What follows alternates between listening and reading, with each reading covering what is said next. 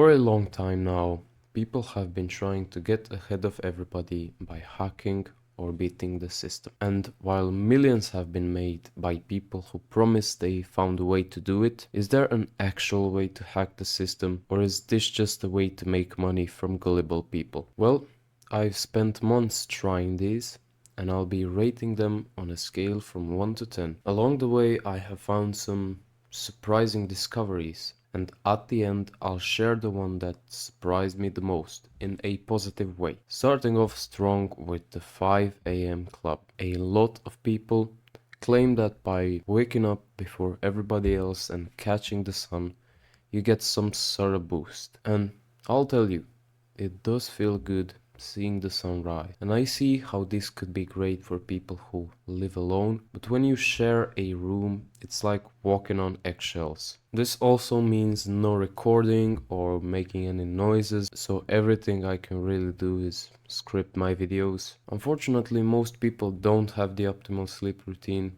so they go to sleep at midnight and wake up at 10 a.m.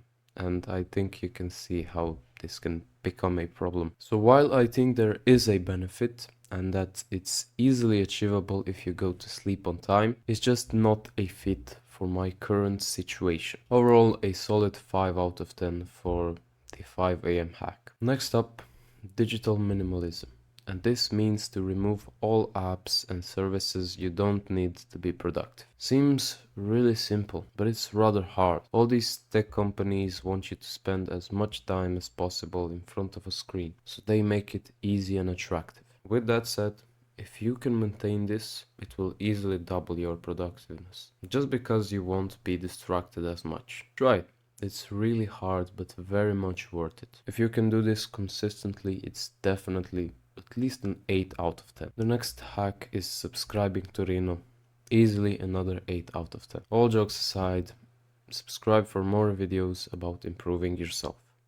Next up, the beloved Pomodoro technique. The self-proclaimed productivity experts love this one, but I'll tell you, I'm not a fan. I agree you should take breaks to stand up from your desk and stretch a little bit, but if you interrupt your work with random tasks like checking your phone or doing something else, it just adds friction and tanks your productivity. I have made some videos on this topic a whole 2 years ago, and my opinion on this barely changed. Think about this.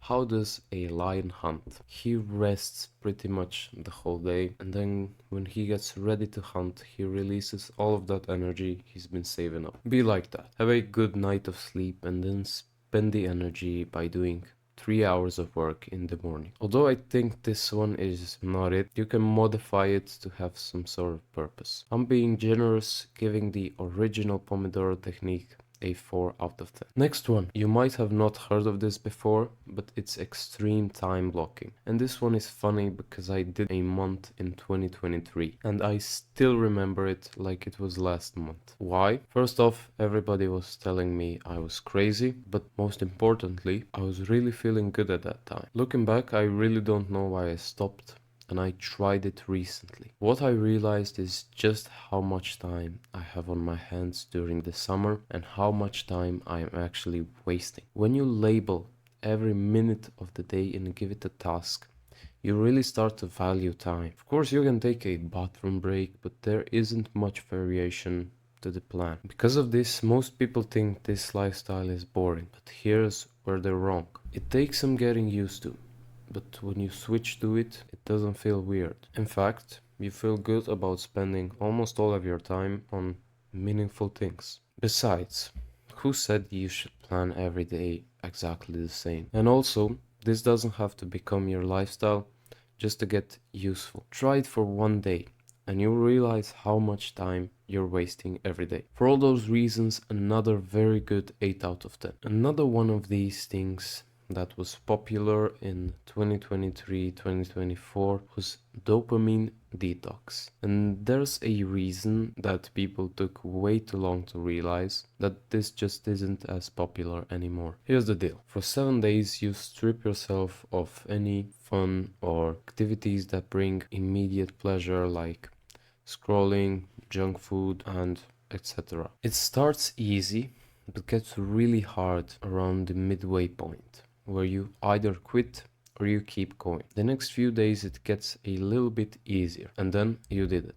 You completed a 7-day detox. What's the problem? Just 2 days later, you're back to your old ways. It really should be called a dopamine detox challenge, because it isn't anything more than that, just another challenge. I guess you could prove a point to yourself, but there is no real benefits over the long term, and this might be the worst one yet, so I'm gonna give it a 3 out of 10. The next one is no multitasking, and I debated even putting this in, so I'll just make it quick. Multitasking is just not it. It drains energy with no benefits to time saving. You just jump from task to task, adding friction and time loss. So no multitasking should honestly be, and I think it is, the default option for most people. For that, I give no multitasking a 7 out of 10. The next thing is a monk mode. Another thing I think should just be a challenge, because it's not sustainable. Although I have to give it to it. It can produce a lot of results in a quick manner, but only if the time spent doing the task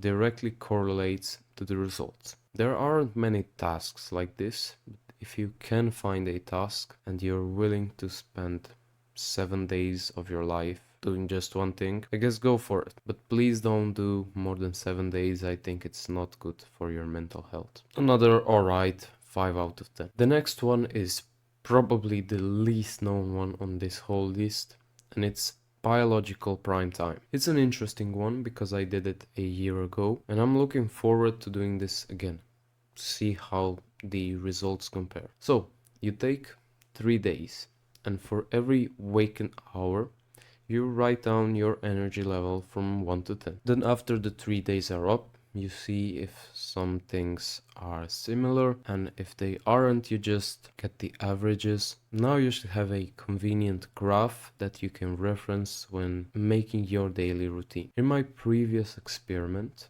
I found out I had my biggest spikes at 7 a.m., noon, and 5 p.m., and my biggest dips at 10 a.m., 1 and 7 p.m. This might have sounded like gibberish, but I'm looking forward to doing this again, and I might make a video about it soon. Great insight into your own body, and a solid 7 out of 10. And now, for the thing I was genuinely surprised on how well it worked when I tried it. I'm not gonna give it to you just yet, but try guessing it as I speak about it. There was a great debate on the internet whether this was worth doing. Doctors saying the benefits are minor, and the enthusiasts swearing by the energy and mood changes after doing this. And I'm definitely leaning more onto the enthusiast side. And while this was considered broy in 2023, there has been new research proving the benefits and just confirming the enthusiasts were right